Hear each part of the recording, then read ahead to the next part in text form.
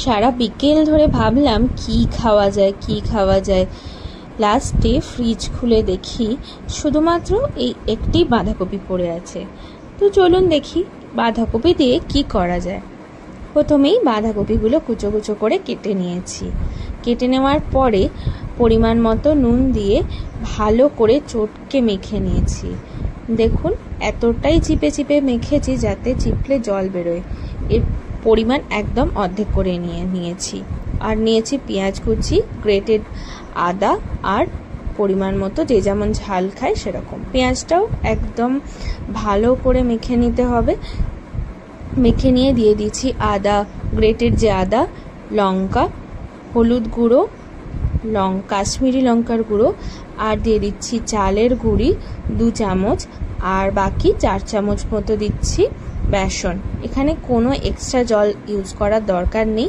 এর মধ্যে দিয়েই যে জলটা এক্সট্রা বেরোবে তাতেই মোটামুটি মাখা হয়ে যাবে। দেখুন আমি কোনো এক্সট্রা জল ব্যবহার করিনি, এটাতেই মোটামুটি এগুলো হয়ে যাচ্ছে। এর মাঝে আমি কড়াই তেল গরম করতে দিয়ে বাদ বাকি যে কাজটা আছে মানে বড়াগুলো আমি একটা গোল গোল শেপ দিয়ে নিচ্ছি। আপনারা যে যার ইচ্ছে মতো শেপ দেবেন। আমি এই শেপটা দিয়েছি কারণ দুদিকটা ভালো করে ভাজা হয়। চিপে চিপে করবেন যাতে ভাজার সময় খুলে না যায়। আমার হয়ে গেছে শেপ দিয়ে দেওয়া। এর ফাঁকে বলে রাখি, আপনাদের যদি আমাদের এই রেসিপিগুলি ভালো লেগে থাকে তাহলে অবশ্যই একটি লাইক, এবং যারা এখনো পর্যন্ত সাবস্ক্রাইব করেননি প্লিজ আমাদের চ্যানেলটিকে সাবস্ক্রাইব করে দেবেন। এইভাবে আমি একটা একটা করে দিয়ে ডুবো তেলে একদম উল্টে পাল্টে ভেজে নেব। দেখুন এইভাবে আস্তে আস্তে দিয়ে ভেজে নিতে হবে।